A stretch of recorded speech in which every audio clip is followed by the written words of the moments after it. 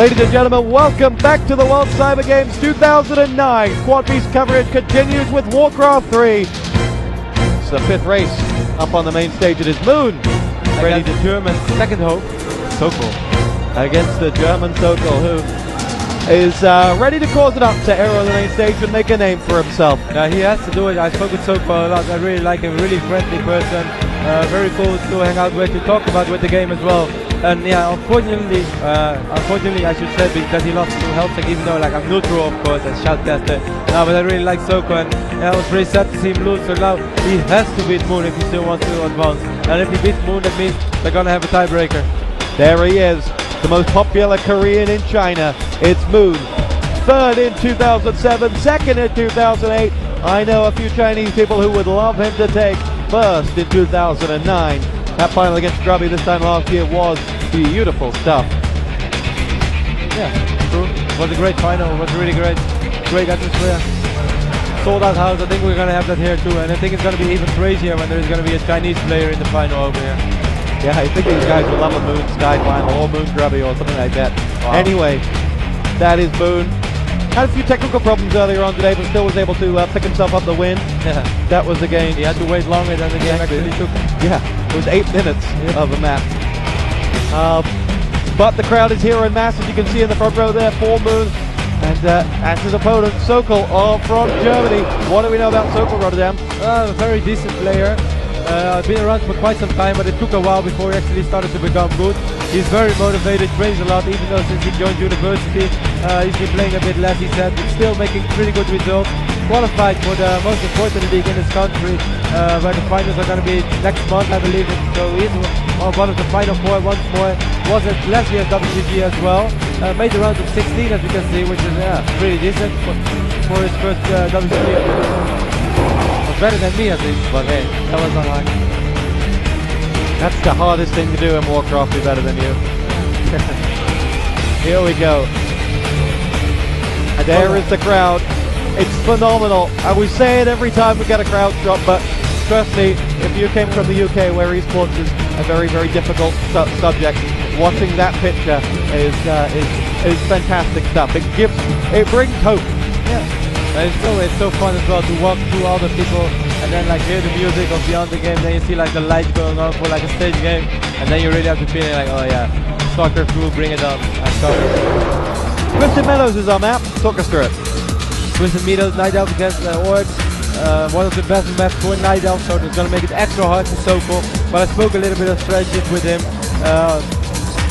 But it's so hard to predict what's Moon gonna do. What is Moon gonna do on Twisted Meadows? A map that gives already a Night Elf endless amount of good strategies, like really good strategies. There are so many strats which just work, which are good, and I'm sure that the Night Elf players at home, the diehard Night Elf players who like to complain about Org, are saying like, oh, it's impossible to beat Org. It's not. It's such a good map for Night Elf, and it's gonna be really tricky. Of course it's possible though, like the Chinese player Fly is extremely good on the map, and I think he even likes to play against it on Night Elf, so that shows that it's definitely possible. Just like everything in Warcraft is possible. If you saw Maniac play against Lin, you know why.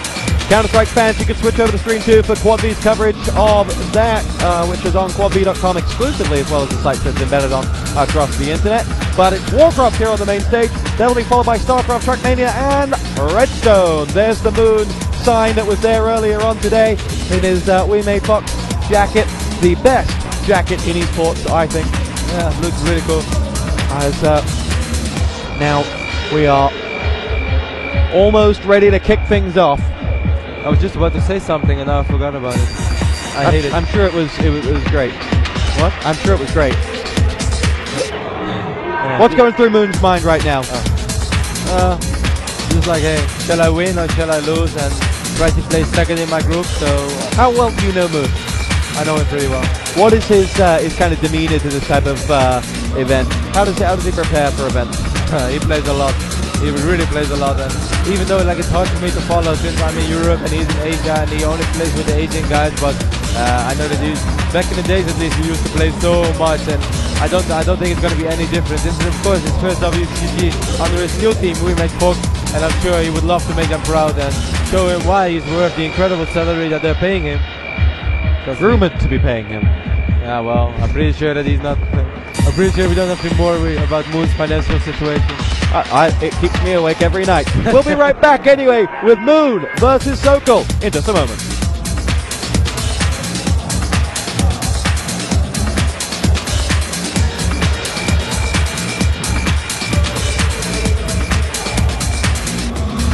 Okay, we're still going to be here. We were expecting a VT, we were told we were going to have a VT, now we're going to have a VT, so we will be back with Moon versus Fox in just a moment.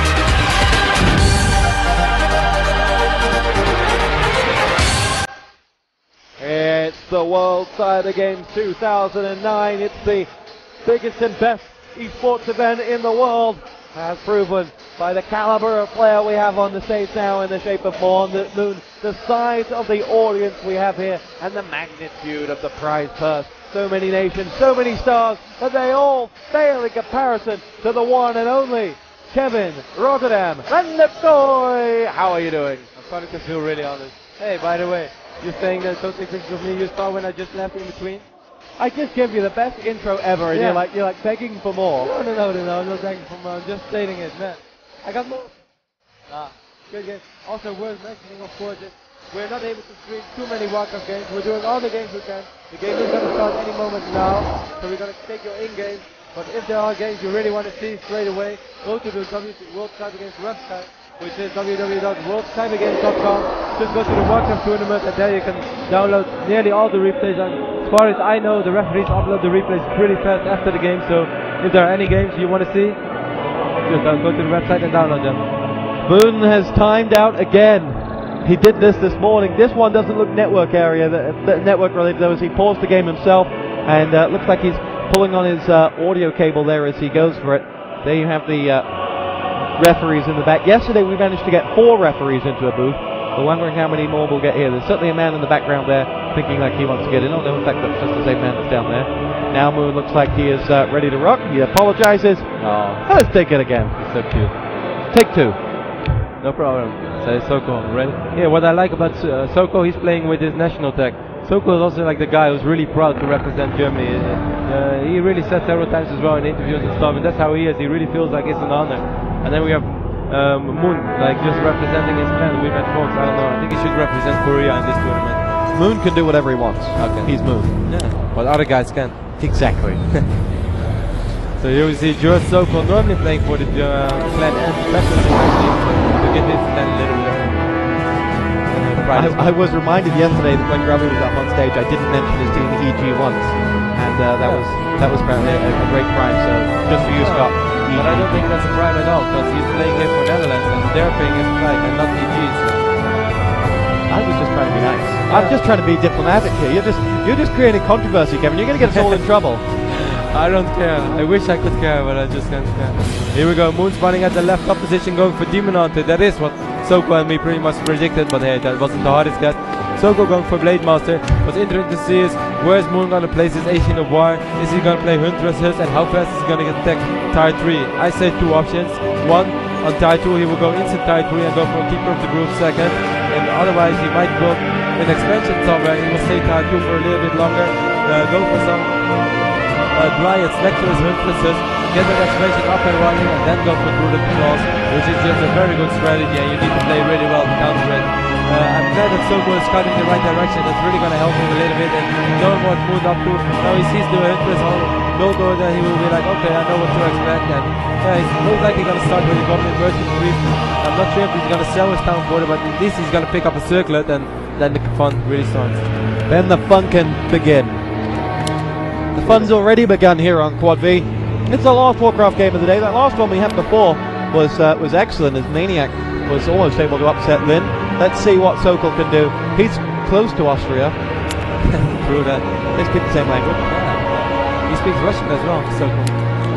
Heroes bypass one another in the middle of the map.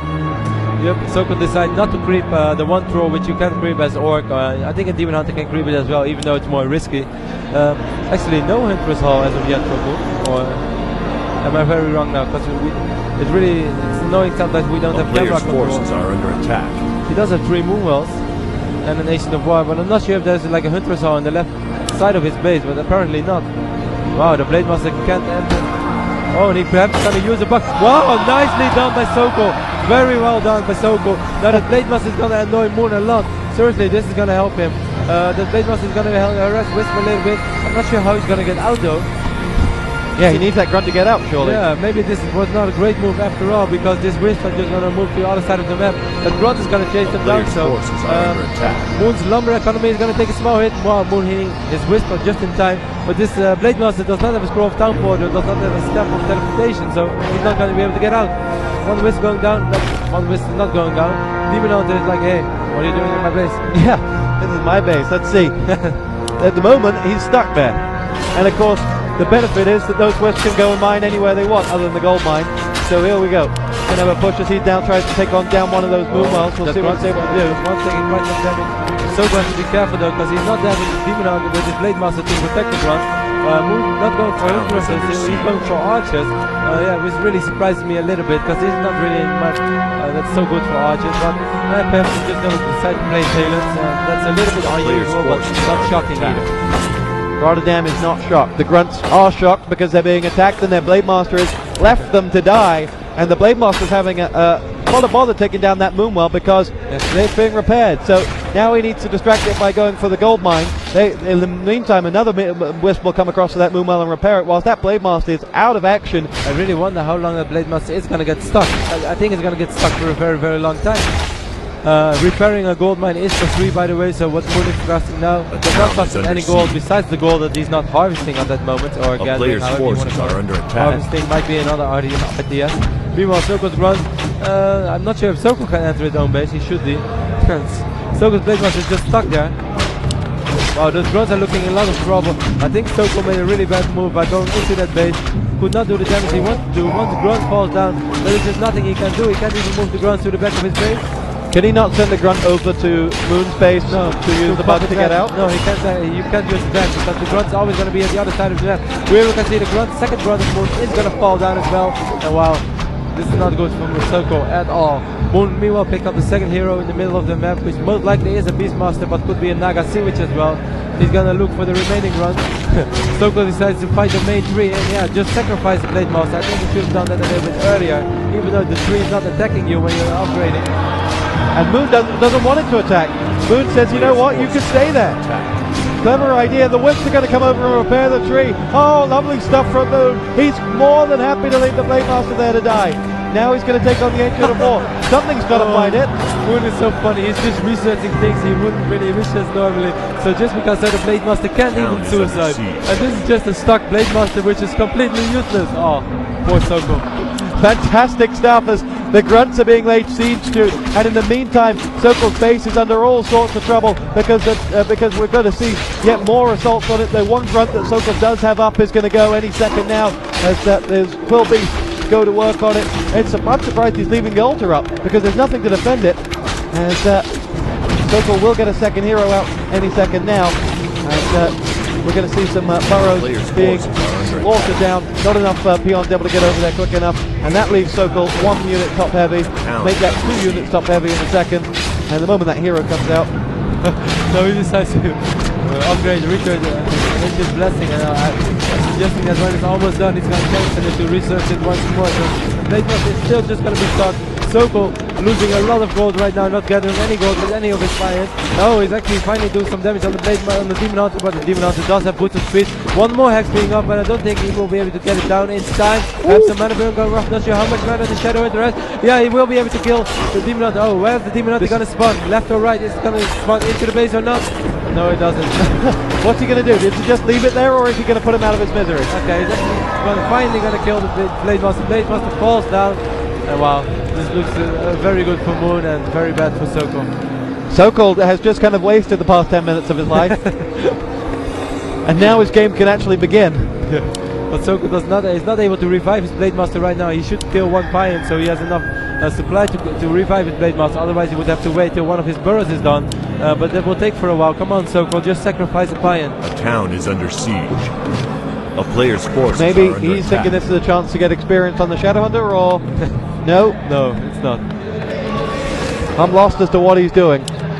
He's just waiting for his burrow to be done, but he really should have killed one of his Payans, because this is not working. Well, trying to surround the Demon Hunter, but that won't end. He's going to lose a couple of grunts in the process, and he won't even take it down without a Blade Master. Because you just miss so much damage output without a Blade Master in your army. Well, that one grunt may just have been saved by some nice little blocking from the other two. Definitely, nice blocking by Sokol, but yeah, he's still in a very dark position into this game. He managed to keep that one grunt alive. Whoa, 3 archers actually there in the middle of the map, but they won't be able to take it down since archers are really slow. That one grunt is taking a lot of damage now, so that means 2 very low HP grunts for Sokol. Sokol's burrow is finally up, so he can start reviving his Blade Master. He's doing that right now, and he can start producing Raiders as well, but oh wow. What a dark situation he is in. It's not the day the German wanted. Very sad for him, and this is also one of those things, like, you don't really practice stuff like that. It only happens once in a while that you can pop a Blade Master into a base, and he just did it without thinking logically. And yeah, other Night Elf players would perhaps panic and unroot their Agent of War and walk into